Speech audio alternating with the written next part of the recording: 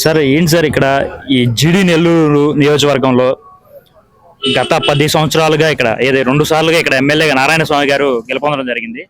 అలాగే ఒకసారి 2014లో ఎమ్మెల్యేగానే ఉన్నారు.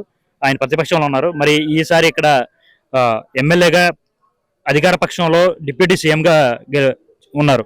మరి ఇక్కడ ఈ నియోజకవర్గంలో ఎంతవరకు ఇక్కడ ఈయన అభివృద్ధి చేశారండి? ఇక్కడ ఈ నియోజకవర్గంలో 6 మండలాలు ఉంది.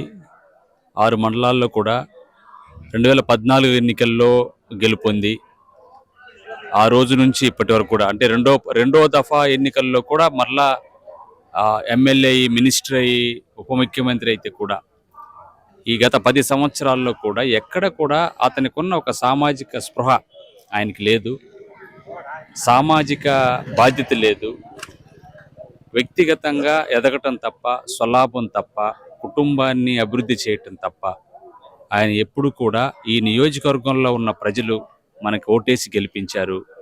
ఈ నియోజకవర్గంలో ఉన్న ప్రజలకి కనీసం గెలిచిన దానికైనా ఇక్కడ అభివృద్ధి కార్యక్రమాలు చేయాలి అనేటువంటి ఆ స్పృహ కూడా లేనటువంటి వ్యక్తి ఉప ముఖ్యమంత్రి నారాయణ స్వామి.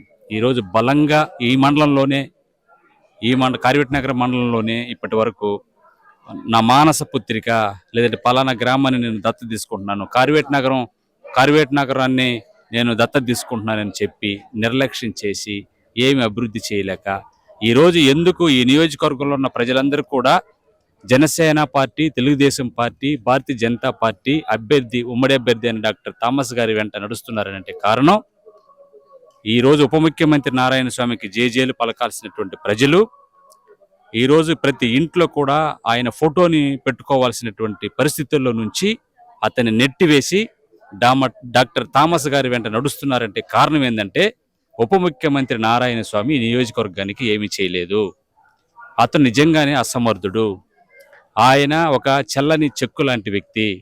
అతని నియోజకవర్గానికి పనికిరాడనేటువంటి ఉద్దేశంతో ప్రజలందరూ కూడా జేజేలు పలుకుతున్నారు డాక్టర్ థామస్ గారికి. ఖచ్చితంగా ఈసారి అభివృద్ధి చేయలేనటువంటి ఉప ముఖ్యమంత్రి నారాయణ స్వామికి, అభివృద్ధి చేయలేనటువంటి ఉప ముఖ్యమంత్రి నారాయణ స్వామి కూతురికి ఎందుకు ఓటేయాలనేటువంటి ఒకే ఆలోచనతోటి ఈరోజు తిరుగుబావుట ఎగరవేశారు ఈ నియోజకవర్గంలో ఉన్న ప్రజలందరూ కూడా.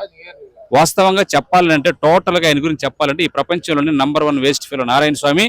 ఆయన అభివృద్ధి చెయ్యడు. ఎన్డీఏ ఉమ్మడి అభ్యర్థి డాక్టర్ థామస్ గారి ఆధ్వర్యంలోనే ఈ నియోజకవర్గంలో అంగరంగ వైభవంగా సర్వరంగ సమగ్రాభివృద్ధి, సర్వతోముఖాభివృద్ధి ఈ రాష్ట్రంలో జరగబోతుంది. సార్ మీరేమో ఇక్కడ థామస్ గారు గెలవబోతా ఉన్నారు అని చెబుతా ఉన్నారు. కానీ ఇక్కడేమో జగన్మోహన్ రెడ్డి గారు సంక్షేమ పథకాల ద్వారా మేము గెలవబోతా ఉన్నాం, అలాగే నారాయణ స్వామి గారు కూడా ఇక్కడ మంచిగానే చేశాము అనేసి ఆయన చెప్పుకుంటాం జరుగుతుంది. మరి దీని